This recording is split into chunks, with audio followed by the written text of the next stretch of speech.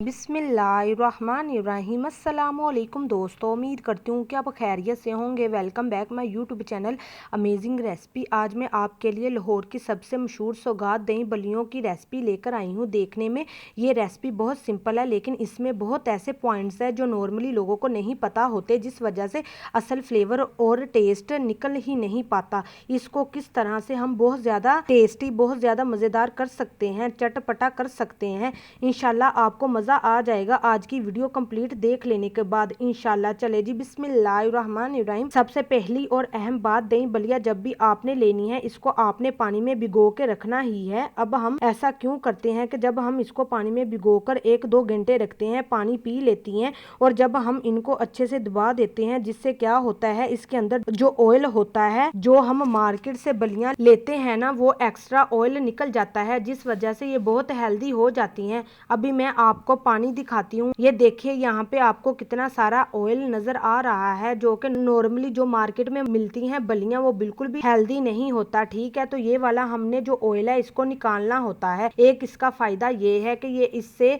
हमारी बचत हो जाती है। दूसरी और सबसे बड़ी बात ये कि बलियां जो है इस टाइम अंदर फोम जैसी हो गई हैं, इनके अंदर गुंजाइश आ गई है कि ये दही को सोख सकती हैं, दही को पी सकती हैं। जो भी हम रायता, जो भी हम सॉस बनाएंगे, उनको ये पी लेंगी। ये बहुत अहम प्रोसेस होता है, इसी से असल जो फ्लेवर निकलता है। अब ये देख लें, अंदर से बिल्कुल फोमी खाली है। अब हम जैसे ही इसको सॉस में डालेंगे, ये सॉस को पी लेंगी। ठीक है, चले जी। अब हम इसको एक खूबसूरत से बोल में ऐड कर देते हैं। ये 1.5 कप के करीब बलियां थी। ठीक है, इसको बलियां भी कहते हैं, इसके बहुत से नाम है, मुख्तलिफ जगहों में मुख्तलिफ नामों से बुलाते हैं। अब यहाँ पे इसमें एक प्याज बारीक कटा हुआ। ठीक है, ये अहम बात, अगर मोटा सा प्याज मुंह में आ जाएगा तो सारा फ्लेवर ही बाइट का खराब कर देता है, इसलिए आपने बारीक कटिंग लेनी है। एक जैसी आलू इसमें जाएंगे 1/2 कप। ये देख ले, छोटे साइज का है, इतना कि जब आप चम्मच से एक बाइट ले तो 1-2 आलू आए, इससे बहुत ज्यादा आलू का फ्लेवर ना हो जाए। ठीक है, इसलिए कटिंग बहुत अहम होती है।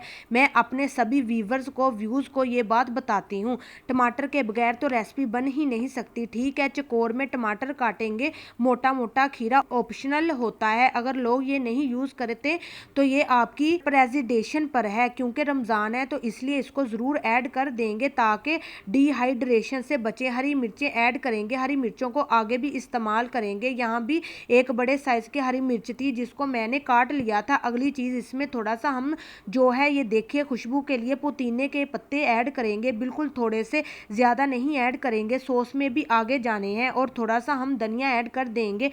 चले जी, अब हम इसको कर देंगे मिक्स।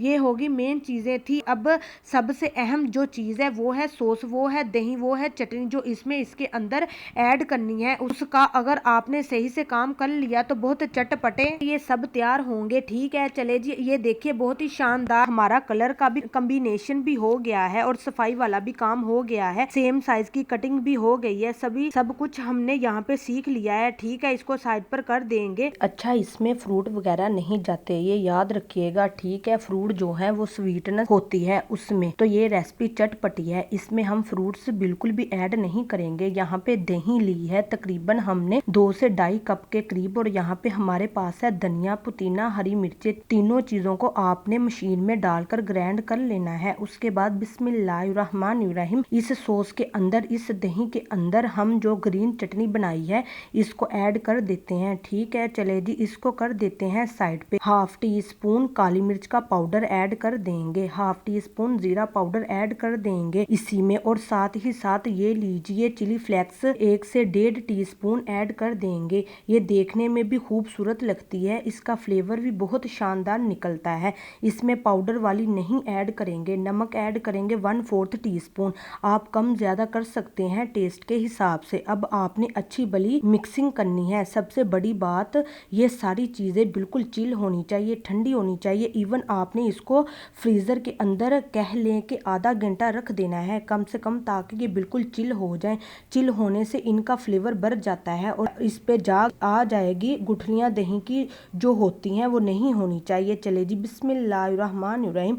अब आपने अच्छे से इसको ऐड कर लेना है। याद रखिएगा, अभी तक हमने मीठे में कुछ नहीं किया हुआ। अब हमने इसकी अच्छे से करनी है मिक्सिंग। फिर मैं बता दूं, अच्छे फ्लेवर के लिए, टेस्ट के लिए ये मुमकिन ही नहीं कि आप इसको गरम सर्व करें, इसका आपको फ्लेवर मिल ही नहीं सकता। ये सबसे अहम बात है, इसको आपने या तो पहले चीज़ें ठंडी होनी चाहिए या तो इसको बना के फ्रीज में रख देंगे 2 घंटे के लिए या आधे घंटे के लिए फ्रीज़र में। जब आपने इसको सर्व करना है तो ये बिल्कुल चिल और ठंडी होनी चाहिए। चले जी बिस्मिल्लाहिर्रहमानिर्रहीम फाइनल लुक की तरफ चलते हैं। तो माशाल्लाह अल्हम्दुलिल्लाह देखिए जी, मेरी अल्लाह की शान, उसकी रहमतें नेमतें बरकतें जिसने दी हमारे हाथों में, हमारे खानों में। तो मेरे प्यार दोस्तों, शानदार दही बल्लियाँ, लाहौरी दही बल्लियाँ, दही पकौड़ियाँ, दही बड़े रेसिपी तैयार है। इसी तरह यम्मी टेस्टी रेसिपी के लिए, रमज़ान स्पेशल रेसिपी के लिए हमारे चैनल के सेक्शन में जाइएगा। दुआओं में याद रखिएगा। दीजिए इजाज़त, अगली वीडियो तक अल्लाह हाफिज़।